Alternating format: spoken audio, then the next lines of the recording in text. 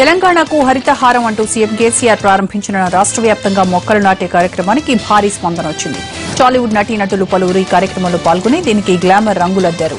CM KCR Nalgonda జిల్లా చిట్యాల మండలం గుండ్రంపల్లిలో ఈ కార్యక్రమాన్ని ప్రారంభించగా హైదరాబాద్లోని పలు ప్రాంతాల్లో నాటి నేటి హీరోలు హీరోయిన్లు పాల్గొని స్వయంగా మొక్కలు నాటి అభిమానులు కూడా మొక్కలు నాటాలని పిలుపునిచ్చారు.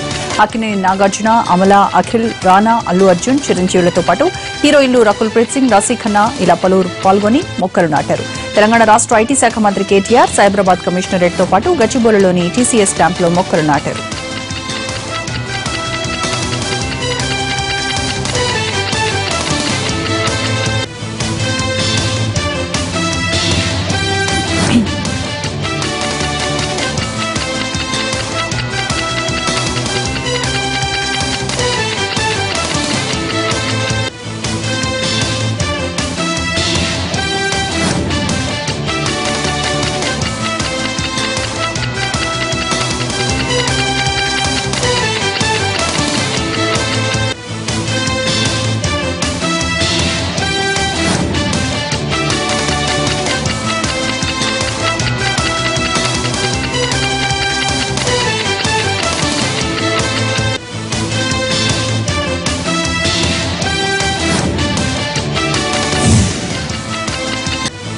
హైదరాబాద్లోని శాస్త్రి భవన్ ను కేంద్ర మంత్రి వెంకయ్య నాయుడు ఆకస్మికంగా తనిఖీ చేశారు. ఉదయం 9:30కు ఆయన శాస్త్రి భవన్ కు వెళ్లారు. అయితే ఆ సమయానికి చాలా మంది ఉద్యోగులు ఆఫీసుకు రాకపోవడంపై ఆగ్రహం వ్యక్తం చేశారు.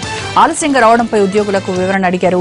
తర్వాత ఈ విషయాన్ని ఆయన ట్విట్టర్లో వెల్లడించారు. ఇందుకు సంబంధించిన కొన్ని ఫోటోలను కూడా ట్విట్టర్లో పెట్టారు వెంకయ్య.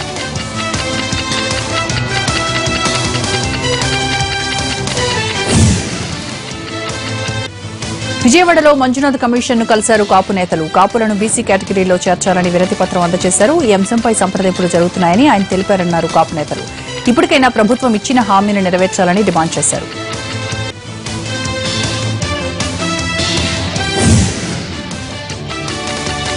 ఎస్పీ ఇంట్లో హోంగార్డుల చాకిరీపై డీఐజీ అకున్ సబర్వాల్ విచారణ ప్రారంభించారు. హోంగార్డులు ఎస్పీ నుంచి వేరువేరుగా వాంగ్మూలం నమోదు చేయనున్నారు. పూర్తి వివరాలు సేకరించిన అనంతరం 4-5 రోజుల్లో ఇన్ఛార్జి డీజీపీకి నివేదిక సమర్పిస్తారు. ఇదిలా ఉండగా రంగారెడ్డి జిల్లా ఎస్పీ నివాసంలో వెట్టి చాకిరీపై ఫిర్యాదు చేసేందుకు కొందరు హోంగార్డులు డీజీపీ కార్యాలయానికి వచ్చారు. హైదరాబాద్ రేంజ్ డీఐజీని కలిసి వెట్టి చాకిరీపై కంప్లైంట్ చేశారు.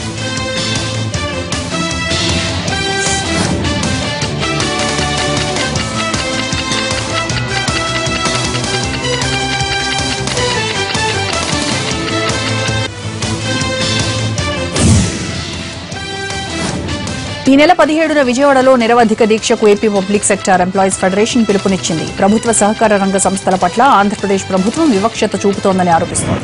ఎన్నికల సమయంలో ఉద్యోగులకు ఇచ్చిన హామీలను అమలు చేయాలని, పబ్లిక్ సెక్టార్ ఉద్యోగుల న్యాయమైన డిమాండ్లను అమలు చేయాలని దీక్ష చేపట్టనున్నట్టు ఫెడరేషన్ ప్రకటించింది. ఇందులో భాగంగా విశాఖ కలెక్టరేట్ వద్ద ధర్నా నిర్వహించారు ఉద్యోగులు. 10వ పీఆర్సీని అన్ని సంస్థల్లో తక్షణమే అమలు చేయాలని, జీవో 112ను రద్దు చేయాలని డిమాండ్ చేస్తున్నారు. లేడీ స్మగ్లర్ సంగీత చటర్జీ చిత్తూరు కోర్టుకు హాజరయ్యే అవకాశాలు కనిపిస్తున్నాయి. గత కొన్ని నెలలుగా ఏదో ఒక కారణం చెప్పి ఆమె కోర్టుకు హాజరు కాకుండా తప్పించుకుంటోంది. చిత్తూరు పోలీసులు కోల్కతా హైకోర్టును ఆశ్రయించారు. దానిపై స్పందించిన కోల్కతా హైకోర్టు సంగీత చిత్తూరు కోర్టుకు హాజరు కావాలని ఆదేశించింది. ఎట్టకేలకు చిత్తూరు పోలీసుల ప్రయత్నం ఫలించింది.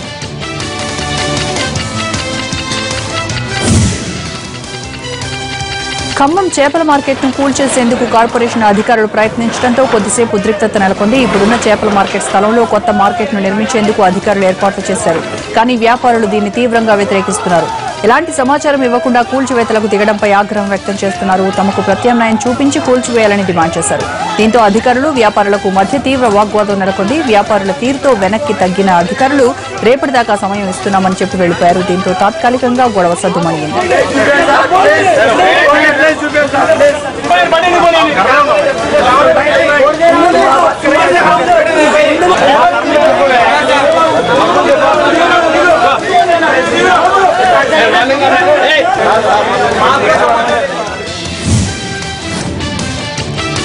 విద్యా బుద్ధులు చెప్పాల్సిన ఓ టీచర్ ప్రేమ పేరిట విద్యార్థిని వేధించాడు. ఇదేంటని తల్లిదండ్రులు ప్రశ్నిస్తే వారిపై దాడి కూడా దిగాడు. కాకినాడ పెనుమర్తికి చెందిన రవి రాయుడుపాలెంలోని ఒక స్కూల్లో పనిచేసేవాడు.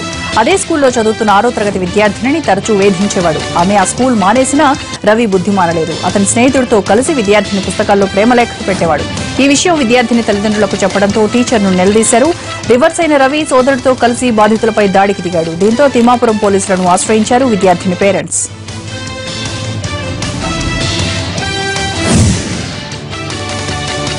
నెల్లూరు జిల్లాలో రోడ్డు ప్రమాదం జరిగింది. ఈ ప్రమాదంలో ఒకరు అక్కడికక్కడే చనిపోయారు. మరో 6గురికి స్వల్ప గాయాలయ్యాయి.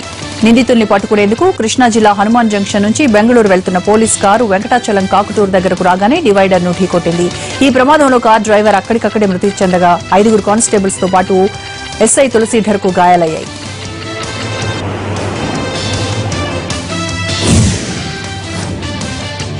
గత 4 రోజులుగా కురుస్తున్న కుండపోత వర్షాలతో గోదావరి గలగలా పొంగి పొర్లుతోంది. ఎగువ నుంచి వచ్చే వరద నీరుతో గోదారమ్మ పరవళ్లు తొక్కుతోంది. ఆదిలాబాద్ జిల్లాలో ప్రాజెక్టులు నిండిపోయాయి. ఖమ్మం జిల్లాలో గోదారమ్మ విశ్వరూపం ప్రదర్శిస్తోంది. భద్రాచలం దగ్గర నీటి మట్టం ఇప్పటికే 49 అడుగులకు చేరింది. ఇక రాజమండ్రిలో గోదావరి ఉగ్రరూపం కనిపిస్తోంది.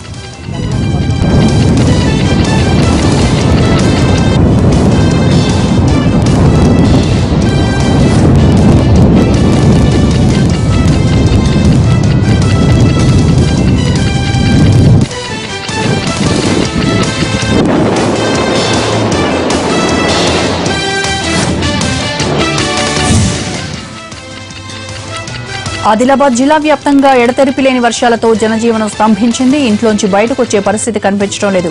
ఇప్పటికే 3 గ్రామాల జల దిగ్బంధంలో చిక్కుకున్నాయి. ప్రాణహిత ఉధృతంగా ప్రవహిస్తుండటంతో బెజ్జూర్ మండలం తాలాయి, తక్కలపల్లి, భీమారం గ్రామాల్లోకి వరద నీరు వచ్చి చేరింది.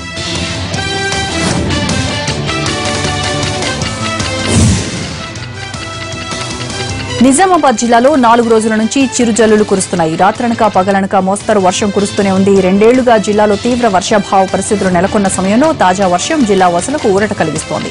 చెరువులు, కుంటలు వర్షపు నీటితో నిండుతున్నాయి. ఈ వర్షంతో అన్నదాతలు ఆనందం వ్యక్తం చేస్తున్నారు. రోడ్లన్నీ చిత్తడిగా మారాయి. అయితే జిల్లాలో ఉన్న ప్రధాన ప్రాజెక్టుల్లో నీటి మట్టాలు మాత్రం పెరగటం లేదు. భారీ వర్షాలు కురిస్తే తప్ప ప్రాజెక్టులు నిండే పరిస్థితి లేదు. మహారాష్ట్రలో గోదావరి ఉధృతంగా ప్రవహిస్తోంది. నాసిక్లో ప్రవాహం భారీగా ఉంది. ఉడకలెత్తుతున్న గోదావరి ప్రవాహంతో పరివాహక ప్రాంతాలు నీట మునిగాయి. నాసిక్ మొత్తం నీటి ముట్టడిలో ఉంది. పట్టణం జలదిగ్బంధంలో ఉండిపోయింది. ప్రజలు తీవ్ర ఇబ్బందులు పడుతున్నారు.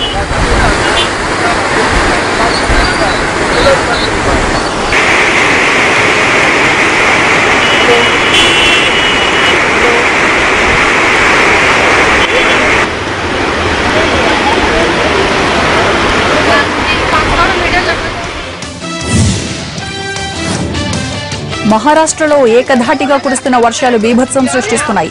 అమరావతి ప్రాంతంలో వరదలు పోటెత్తడంతో లోతట్టు ప్రాంతాలన్నీ జలమయమయ్యాయి. వరదలో కొట్టుకుపోతున్న కారులోని 3 వ్యక్తులను రెస్క్యూ సిబ్బంది అతి కష్టం మీద కాపాడారు.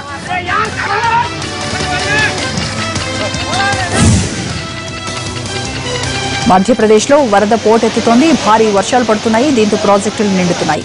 తవా డ్యాం నుంచి 13 గేట్లు ఎత్తి దిగువకు నీటిని విడుదల చేశారు అధికారులు.